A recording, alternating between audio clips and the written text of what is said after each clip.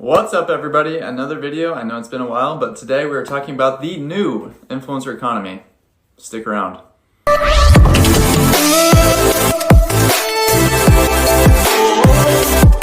So, D2C brands, e-commerce brands, alongside influencer marketing as a channel, have evolved over time. So back in the day, you had the Facebook heyday, cheap acquisition, unsustainable. Prime influencer marketing, the pay-for-post model, untrusted. And what we're seeing today is community-driven commerce, basically inviting influencers to a seat at the table with the ability to curate, create, earn on their own terms.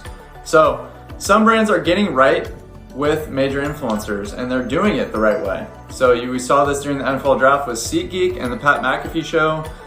It was an authentic integration promoting SeatGeek that is back. Hollister and D'Amelio sisters creating a new brand together. And then what we see is like Mr. Beast or the D'Amelio sisters. Are these just influencers? They're more like empires themselves, actually. If you're lucky enough to work with them, it's now at least 360 degrees. It's content integration, it's whitelisting, paid spend, it's merch collabs, it's omni-channel usage rights, it's probably 99% of the time it's going to be equity or at least a percentage of revenue share. But the hardest part of marketing, consumers see on average 10,000 ads per day. So your one-off post isn't going to cut it anymore. It has to be holistic. It has to be 360 degrees.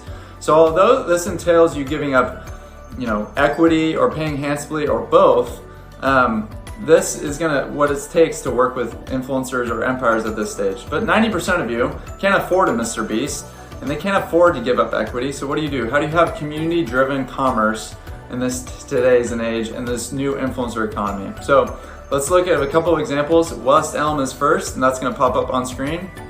Now, what are they doing? They have creators with their own storefronts. I love this idea, and they're earning a commission. Now, this isn't just a money grab for them, although you don't stick in your face on a brand's website for nothing. But bigger than this, these creators already love the product. They already love WestElm.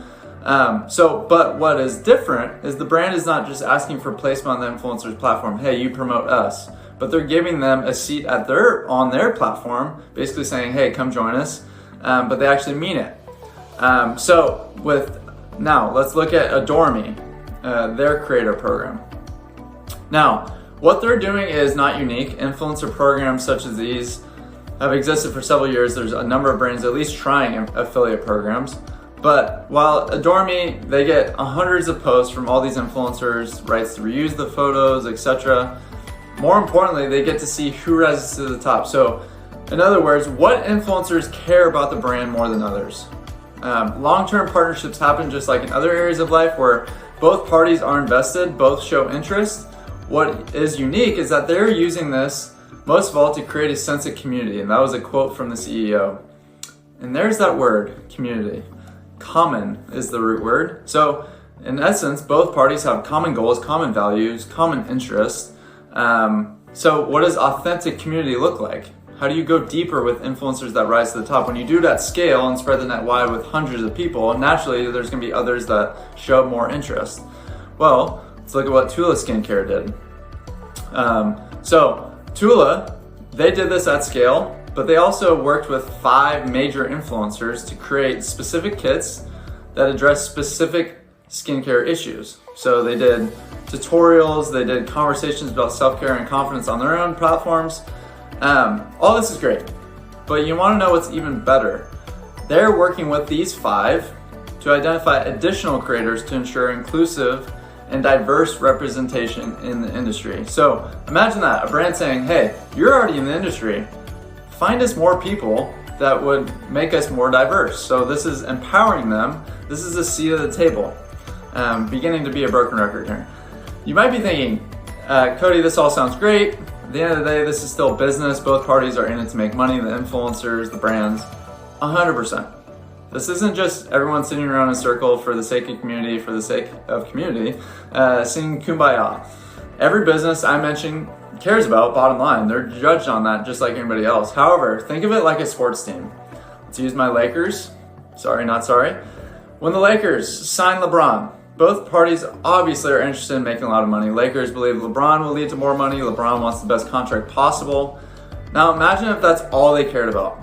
Nothing else but money. So Lakers, it's ticket sales. LeBron, it's his bonuses, points per game, getting MVPs. I mean, it sounds silly, right? Like if that's all they cared about.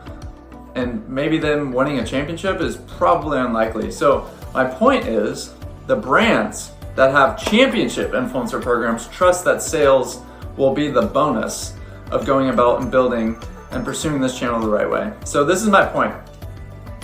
The new influencer economy, community-driven, community-focused, and the brands participating in it are the ones that are winning and will continue to win. Success in influencer marketing doesn't happen overnight, everybody.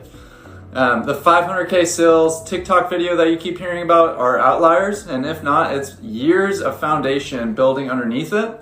And what's that foundation? Here's the point. Everyone starts at zero. Zero influencers with their product. I don't care who you are or how much money you offer. No authentic person joins your team without owning the product and enjoying it. Influencer seeding is the precursor to every success within this channel. Now, to be clear, I do not say that this guarantees success, but it does set you up for the potential for success within influencer marketing. There's no other way around it. You have to draft well to build championship teams. You have to seed to build championship influencer programs. So, how do you do this? The magic question. The link in my bio has the $1 million influencer advice article that breaks down exactly how to go about seeding and how we do it as an agency. So I would recommend this is how you build out and build an influencer program at scale.